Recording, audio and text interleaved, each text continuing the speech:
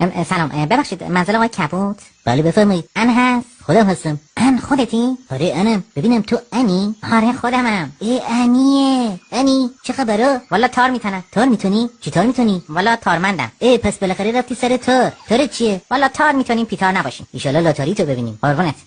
راستی تو تارت کی تموم میشه؟ چطور؟ گفتم بعد از تارت بریم بیرون، البته اگه تاری نتاری ها. حتما. راستی تو تارت به کجا رسیده؟ والا برای همین میخواستم ببینمت. چی شده؟ راستش نصفه مونده، وسطش یهو نخ کونم تموم شد دیگه. ای بابا حالا میخوای چیکار کنی؟ تو کونت نخ اضافه داری بدی به من؟ والا اینجا ندارم، تو کون دارم.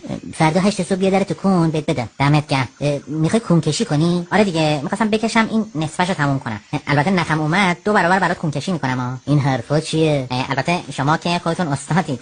نه بابا ما حالا اونجوریا کون کش نیستیم. خواهش میکنم، شما خودت کون کش دو عالمی. چوب کاری میفهمید قربان. ای خار